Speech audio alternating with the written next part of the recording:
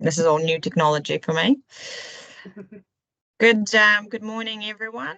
Hope everyone can hear us. We've got a few people already attending. We'll just give it a couple more minutes as a few others are signing in.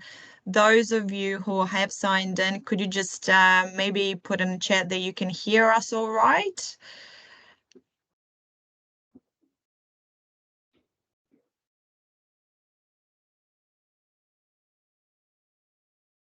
Perfect. Thanks, Marsha. Oh, we've got a raised hand already. Hello.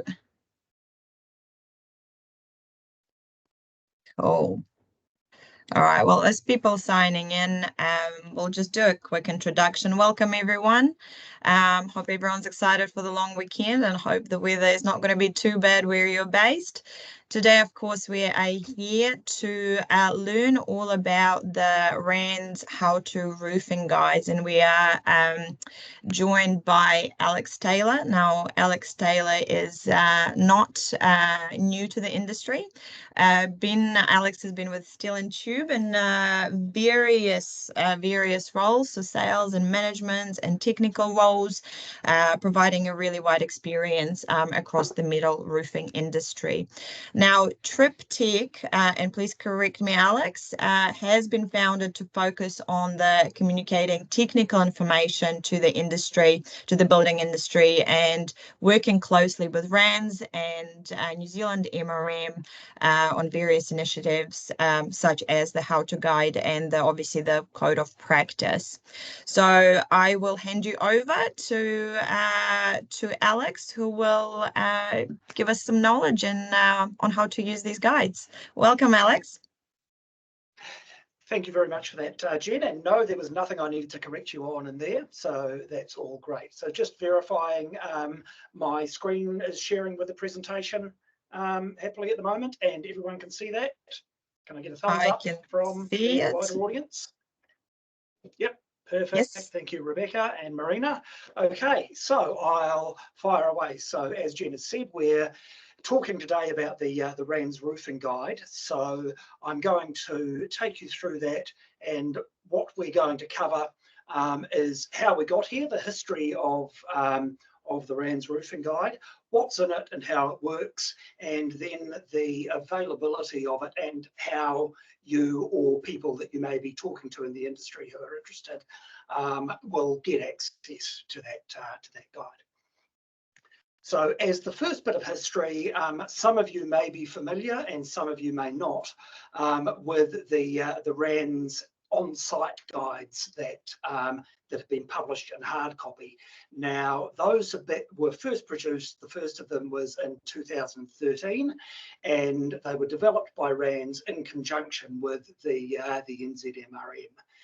And for those who are new to them, the reason that they came about was that RANZ had identified that there was a gap in the communications for a lot of technical content in roofing, where there was a lot of office-based stuff and technical drawings, including the content of the code of practice, but a lot of that wasn't necessarily covering everything that that installers on site needed to know. So the practical element was missing to a substantial amount, and so that was what led into the development of the first how-to guide.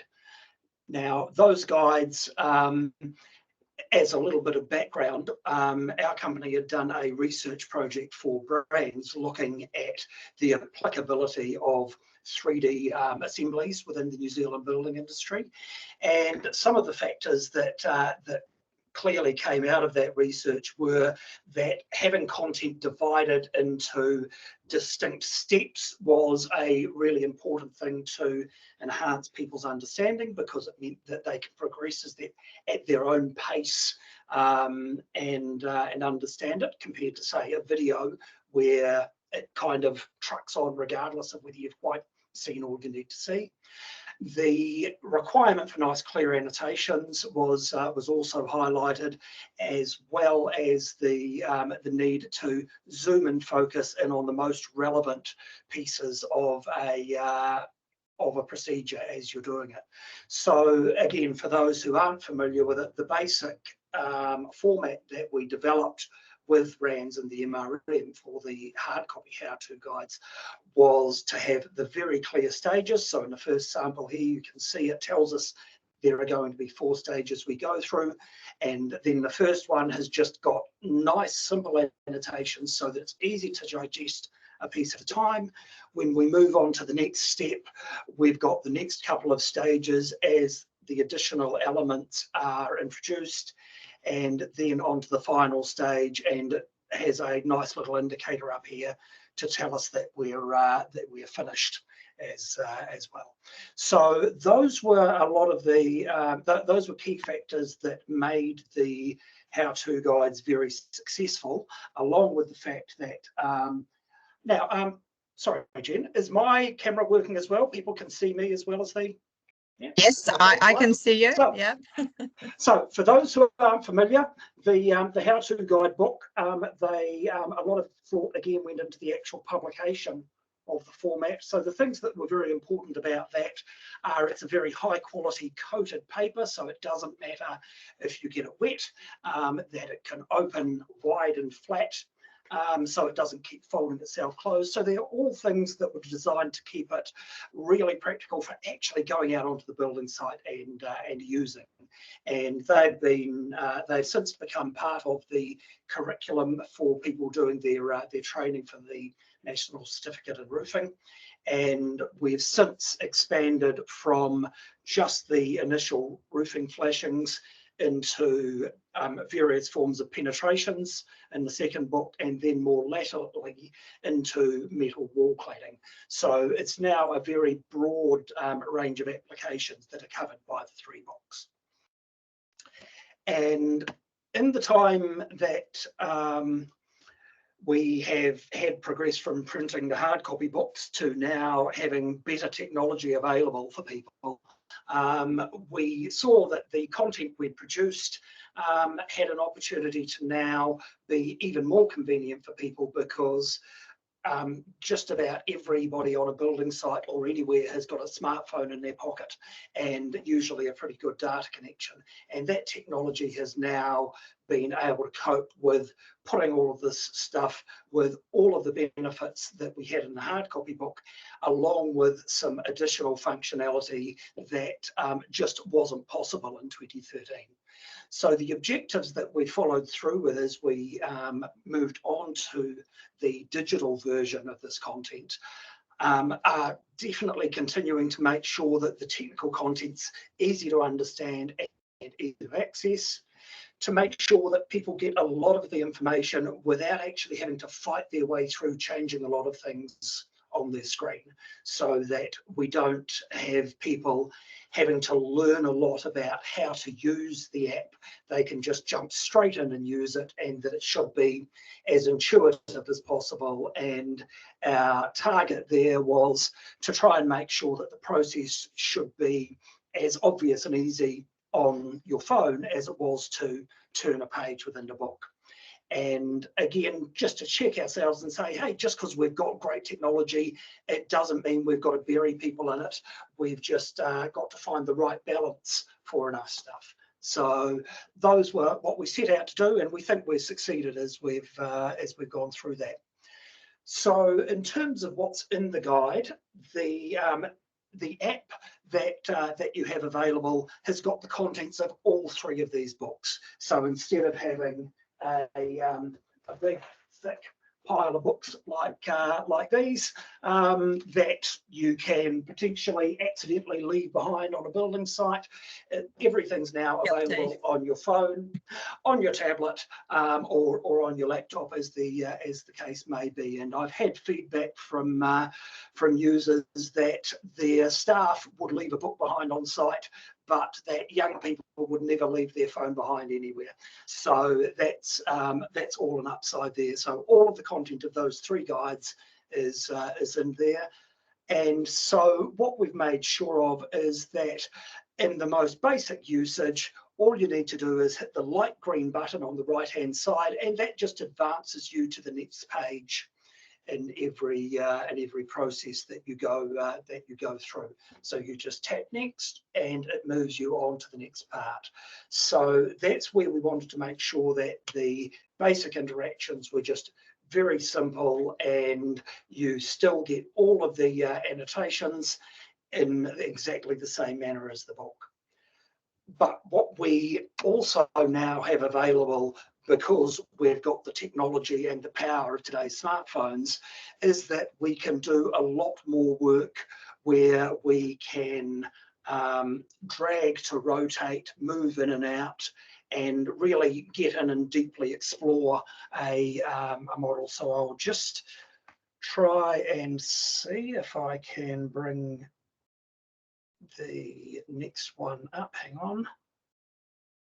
There we are. So have I got that? That's visible there now. Thank you. So what we can do with this, now that we've got the interactive side of the technology, is we can go to any of these details and double click on a particular point, which moves that to be the center of the object. We can then click and drag, whether it's on with your finger on a smartphone or with your mouse on a computer. You can zoom with your mouse wheel or by pinching like you do with a photo gallery on your phone, and get in really close and see what's in behind a particular detail. And similarly, when we go back into other areas, the ability to just jump in as they load up and really get a nice close look at what's going on is just a great option to have. You don't need it to necessarily get a broad understanding of what's going on in the content, but it's a really great ability if you just want to have a look a little bit closer at how something's finished off. You can get right in there if you need to. And one of the nice things we've tried to do to make it nice and easy is, if you zoom in too far and get yourself all confused and you don't know where you're at, if you just click again or tap again on the stage that you were at, it resets the view to the normal version, which tells you back to exactly where you were. So those are some of the advanced things that we've got. And the final one I'll highlight in the advanced usage areas is that you can see we've got a little speaker icon down here. And that's one, I don't know if this is going to work in the sharing, but what that speaker icon does is it reads the instructions aloud to you. So what we're working on there is the fact that we might have some of our users who are great hands-on learners, but there are people with reading difficulties or dyslexia, which doesn't stop them being fantastic roofers. And by having the read aloud function, I'm pressing that button. I don't know if that's coming out. For me, it's not, but hopefully for others, it may be. I think it may. I don't think we got the sound through, but you can try that for yourself. Yes, I needed to do a setting for a video, I believe. So yes, apologies. That's okay. That's on me. Okay. I can assure you that I had a charming robot voice beginning to speak to me and tell me what was going on there. So that's just it's a function that people can explore, and we see it in use, as I say, for people who may have reading difficulties, or also people who just have got their hands on the tools at the time that they're using it, so that they can just set that going and have it tell them what's involved in the stage that they're working on. So back to the presentation. The other information we've got in here, we've got some additional tools that are tied in with what we've got in the code of practice, such as material compatibility. And so having this work in a nice straightforward manner like that, so that the material compatibility, you can just select a a colour steel roof and a galvanised roof, and get a very quick answer in a way that's always there on your phone. So we've had feedback that that sort of stuff is handy when explaining things to other trades in particular. We've also got in there a pitches and angles calculator, which is just a nice, easy thing to use without having to remember tan and cosine and all of those sorts of things that we all learned 1,000 years ago. So those calculations just can work in there in a nice, easy way. And the other one that we've got in those tools is a flashing cover reference. So this refers to E2AS1's table for full details. But what we've done with it again is try and make it really simple to get to the answers that you want by being able to just tap on. Hang on, and I will bring my. I will come back to my interactive version because that video is off playing at its own pace there. So the flash and cover tool basically allows you to select the very high wind zone, the low roof pitch, and then you get a very simple answer. And again, it's all there on your phone. Whereas if you're trying to read that stuff out of E2AS1, I think you need a PhD to be able to actually understand the way that the table works in there. So we've tried to make sure that we've made that information really easy for normal, non-expert users to get the information that they need.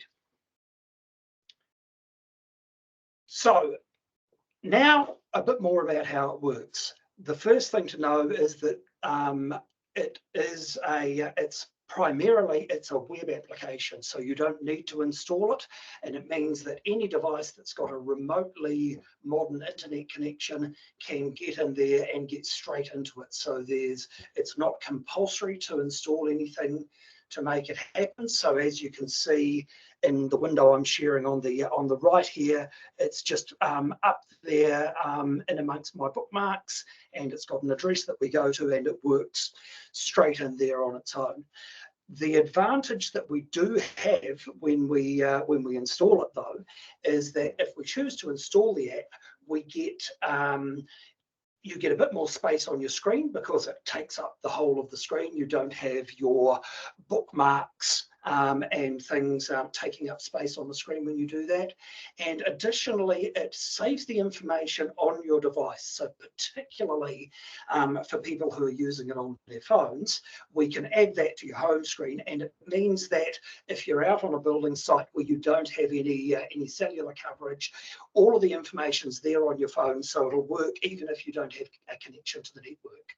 So that was something we wanted to make sure that we carried across from the hard copy books, was that it's a tool we really want to be seen to use. No matter where you are, you've always got it available. And so that's the real upside of doing the app installation. Now, the app installation does vary a little bit depending on your device, but I'll take you through a couple of the ways that hang on, go back. No, that slide isn't working for me at the moment. So that, sorry about that. So that installation option, it varies. Usually it'll be in a menu somewhere. So you might be able to see that as I hover up there, and I hover over this item that says there's an app available to install the RANZ roofing guide. And then that will pop up and say, hey, if you install this, then it'll be there, and that will show up then as something that you can put on your taskbar if you're in if you're on a desktop, or put on your home screen if you're on your phone. So we have got a bit more information in the help on the website about that, and we do cover how to do it on different devices. So we've got instructions for iPhones, we've got instruction for Samsung phones, and you can read all of that on the website there if you need further instructions for it. A couple of other things just to demonstrate. We've got a sidebar once you're in working on the app there, and the sidebar gives you a couple of facilities in particular. It gives us a search facility. So there's a search box up in here, and if I quickly want to get to a valley, for example, I just type in valley and I can see the two different valley details are available there. Or I can put in, if I know the reference number of a detail, and the reference number might, for example, end up being put on a plan by an architect. So an architect might say, install this penetration in accordance with the RANZ how-to guide. And if that's the case, we might just find that we have an R04, which is a penetration detail, and we can just search for that nice and quickly and get to the detail that the architect has told us about there. So the other thing that we've got available in the sidebar there is that we can favorite an item as well. So if we're on an item like I was there with the R04, I just press that star like I do in the browser, and it adds that to my favorites so that I can come back to that item nice and easily. And you'll also see that I've got a little list of the things I've been to recently has shown up there as well. So those are just some little extra features we've put in there to help people, particularly if there are details that they're referring to often, they can save them there nice and easily. Okay, next thing that people are usually interested to know is how much is this thing going to cost me?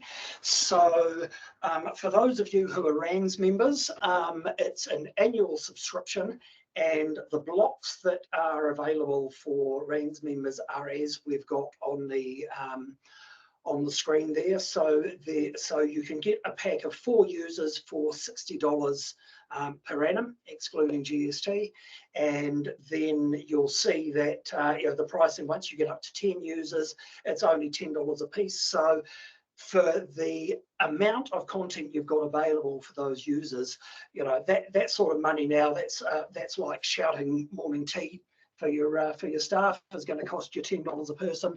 So the pricing has been set to try and be really accessible for people, because we really want to make sure that we're out there and getting that information.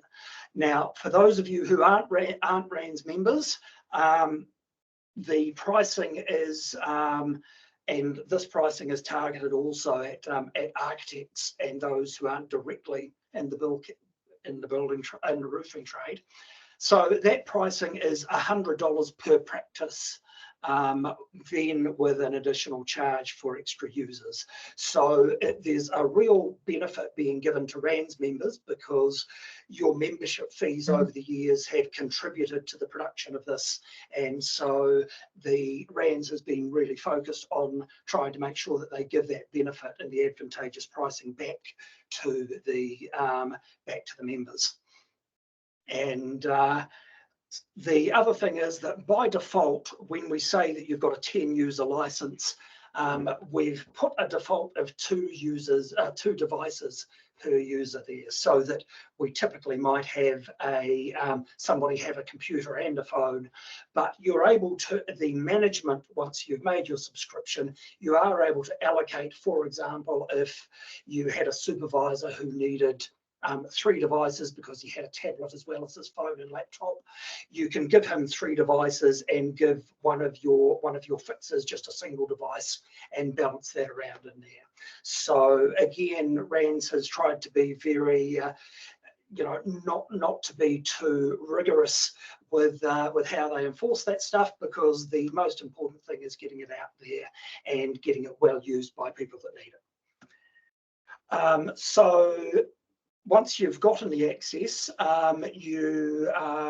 each subscriber has at least 1 coordinator, and that coordinator can add and remove people as your staffing needs change on the subscription. So the mechanisms for doing that are all pretty simple, because again, all you need to do for that is to provide an email address and the person's name, and they'll get sent a link to join up to Roof Guide from that. So it's a very straightforward process, and there's plenty of help available on site there as well. So the only thing before I open up to questions from the floor, I'll just, I was at the end of there somewhere. Oh, there we are, is just to note where you're going to if you want to go and find out more. So the address is at roofguide.co.nz, as I've had up at the bottom of the slides along here. And what I've got visible here is just what the home screen will look like for somebody who's a coordinator that's logged in. So again, we're nothing terribly confusing in here. We've got just a link to manage the users that you've got for your organization, and we've got help. So there's a lot of documentation in here to talk about managing your users. So it kind of steps you through the different parts, what to do if you need to reset somebody's passwords. So all of that stuff's in there, and hopefully pretty easy to get around. So that's the end of it from me. Jen, shall we open it up for questions at this point? Yes, I am just going to see if I can actually allow everyone's mics to come on. So if people want to ask questions, I am permitting everyone's mics, and I'll also permit cameras if you guys want to come on to the camera, allow cameras. So for those who are feeling brave, please ask any questions. I'm just going to have a look at the chat. You guys feel free to either throw it in the chat. One from me, as you were talking about the sort of the durable materials that the original books were made of. Now I've had them for many, many years. I've lost them numerous times, replaced them numerous times. They are very tattered and beaten up, well and truly. So especially when I'm traveling, it does make a difference, holding these books around, because I do like to have them with me. So it's really great to be able to literally just have it on your phone, really mobile sort of option. The one that I was having a wiggle to myself was the readout function, so the voiceover. Now, as you can with some, navigation systems, you can set up a voice of Homer Simpson's or maybe Matthew McConaughey. Is that an option? Not yet. So so far we go with the default voice that your device has got available. Yeah. And yes, I have had a look at, sometimes you get a device, so your laptop will behave differently to what your iPhone does, yeah, for example. At the moment, we're just using the default voice for that device. And in most cases, I think it's likely that the voice that becomes available, or the list of voices on a device, might be that you've got a male voice, a female voice, and you might be able to choose an American accent, a British accent. I haven't specifically seen a Homer Simpson that we could apply across all devices, but I'm certainly open to suggestions for that. No, that's I think that's a really awesome feature. Just through my career, it's something that I wasn't aware of, but as you said, there is quite a bit of dyslexia out there. Some amazing, talented roofers out there, but they do struggle with the written, sort of reading material. So I think that's a really, really great tool.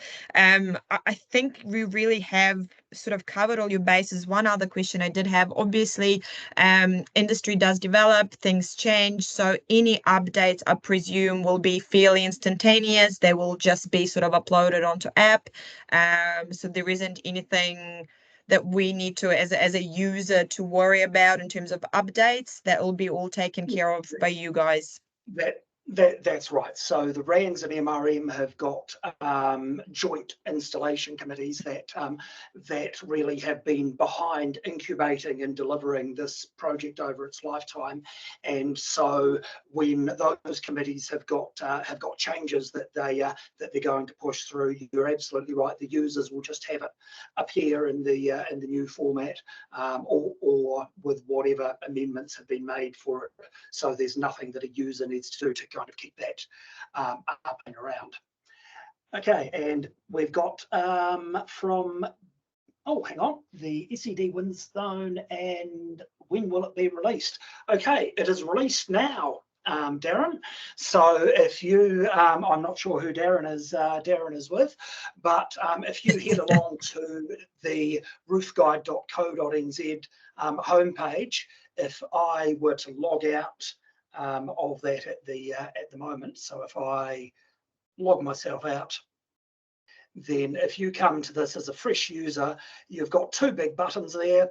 So you've got subscribe as a building professional. So that's for somebody who's not an MRM member. So we've got architects and architectural designers are signing up every day to use it with that subscription.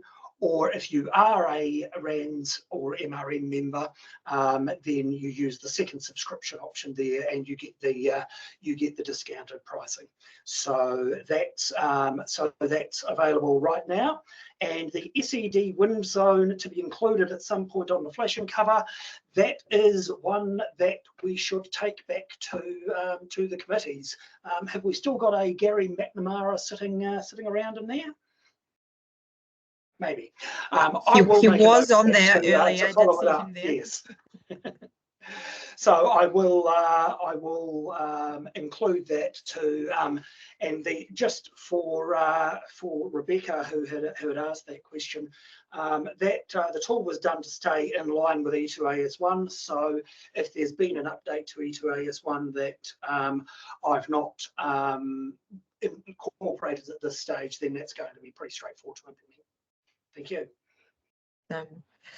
Hey, look, if there's no more questions, guys, we will wrap that up. We're spot on time. If any more questions do arise, you guys all have my email.